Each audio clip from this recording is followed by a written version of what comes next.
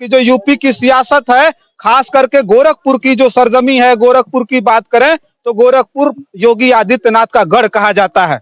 ASP की पूरी team, पूरे कार्यकर्ता और पदाधिकारी धीरे धीरे आकर के गोरखपुर में कैंप कर रहे हैं। पुलिस सही तरीके से नहीं, सदर के अंदर, सिटी के अंदर बिल्कुल भी स्कूल ऐसे जैसे खाली जमीन, ना कोई टाट है ना कुर्सी है और ना ही वहां पर टीचर है।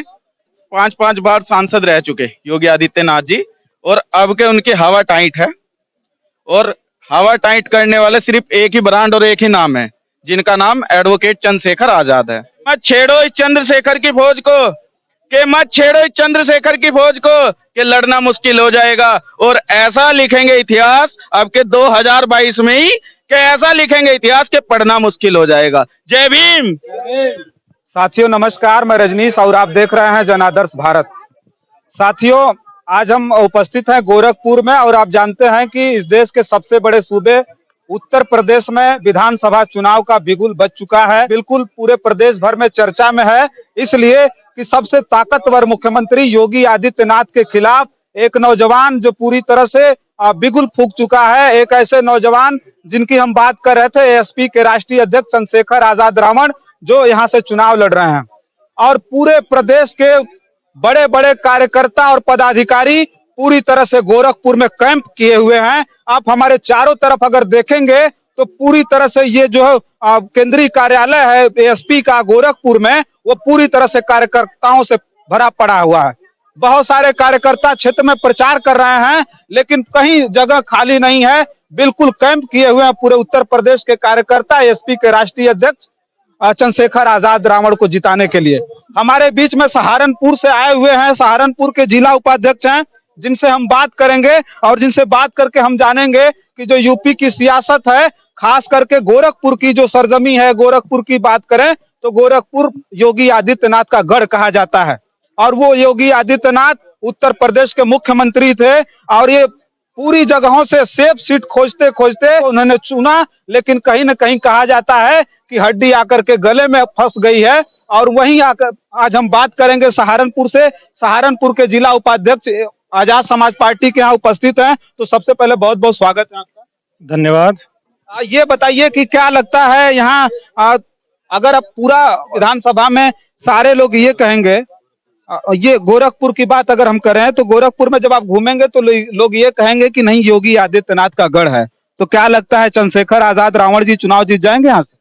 देखिए, बड़े भाई एडवोकेट चंद्रशेखर आजाद जी बड़े बहुमत से ये इलेक्शन जीत रहे हैं, क्योंकि जनता जनार्दन है, वो देख चुकी है कि जो ये सरकारें आज तक की चली आ रही हैं, इन्होंने अशिक्षा और बेरोजगारी और करप्शन के सिवाय इस देश को कुछ नहीं दिया है। जो ये इन्होंने हल्ला बोल रखा है वो सिर्फ टीवी के माध्यम से बोल रखा है, धरातल पर ये शून्य है। और आज की जनता बिल्कुल समझदार हो चुकी है, जागरूक हो चुकी है। जो धरातल पर हमारी लड़ाई लड़ेगा, जमीनी स्तर पर हमारी शिक्षा की बात करेगा, रोजगार की बात करेगा, हमें संसाधन देने की बात करेगा, जनता उसके साथ जुड़ेगी। जनता के पास वोट का अधिकार है, उस वोट के अधिकार से जनता बहुजन समाज जो 85% की आबादी में रखता है, इन 15% को इस बार उनके मुंह पर तमाचा मार कर दिखाएगा और बड़े भाई एडवोकेट चंद्रशेखर आजाद जी को बड़े बहुमत से लाखों वोटों से जिताकर इस बार विधानसभा भेज रहा है। देखिए, गोरखपुर की स्थिति ये हो गई है कि गोरखपुर में अगर सारी पार्टियां चुनाव लड़ रही हैं, लेकिन सीधा सीधा टक्कर देखा जा रहा है एएसपी और भारतीय जनता पार्टी के बीच में है। और वो टक्कर देने वाले चंद्रशेखर आजाद रावण क्या यहाँ गोरखपुर में, गोरखपुर की सीट पर योगी आदित्यनाथ के खिलाफ चुनाव लड़ रहे हैं? क्या जीतेंगे? बहुत सारे लोग और भी हैं जिनसे हम बात करेंगे। क्या नाम हुआ आपका? गौतम प्रधान, जिला अध्यक्ष आजाद समाज पार्टी सहारनपुर। सहारनपुर के जिला अध्यक्ष हैं आप कितना दिन से यहाँ कैंप किए हुए? देखिए, हम 3 दिन पहले यहाँ पर आए थे। तो क्या सहारनपुर में चुनाव खत्म हो गया है? वहाँ पर चुनाव खत्म हो चुका है। देखिए, तीन चरणों का चुनाव उत्तर प्रदेश में खत्म हो गया है और जैसे जैसे उधर से चुनाव खत्म होते जा रहे हैं, एएसपी की पूरी टीम, पूरे कार्यकर्ता और पदाधिकारी धीरे धीरे आकर के गोरखपुर में कैंप कर रहे हैं। ये आजाद समाज पार्टी के राष्ट्रीय अध्यक्ष चंद्रशेखर आजाद रावण को चुनाव जिताने की मुहिम है और चंद्रशेखर आजाद को चुनाव जीतने के लिए जो सबसे बड़ी जो ताकत है उनके कार्यकर्ता, उनके पदाधिकारी हैं। तो क्या लगता है आपको यहाँ आप उस पे सफल हो पाएंगे, चंद्रशेखर आजाद जी को जिता पाएंगे यहाँ से? देखिए भाई, चंद्रशेखर आजाद जमीनी स्तर पर काम कर रहे हैं, और जहां किसी भी प्रकार की कोई दिक्कत होती है पूरे इंडिया के अंदर, वो सबसे पहले जाने का काम करते हैं। और यहाँ की जनता को जो मैंने देखा है, जो योगी जी कहते हैं कि हमने इतना विकास किया है, शहर के अंदर ही छोटी छोटी गलियां, और जहां पर बिल्कुल कच्ची गलियां हैं, कच्चे मकान हैं, आज भी हम देख के बड़े हैरान हुए हैं कि यहाँ पर क्या हालत बना रखी है, और कहते हैं कि हम विकास की बात कर रहे हैं। जनता इतनी परेशान है अंदर से कि आप सोच नहीं सकते। आप सहारनपुर के जिला अध्यक्ष हैं, एएसपी के, तो सहारनपुर और गोरखपुर में क्या आपको परिवर्तन क्या दिखा है?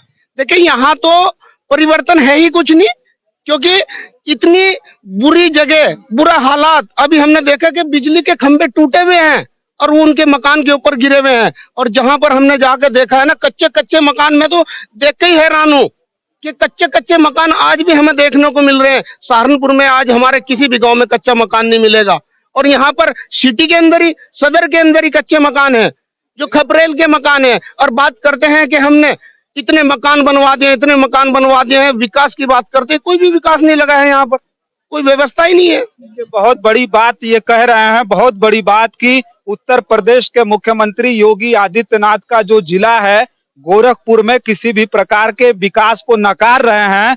लेकिन और लोग हैं, और लोगों से हम बात करेंगे। आपका क्या नाम हुआ?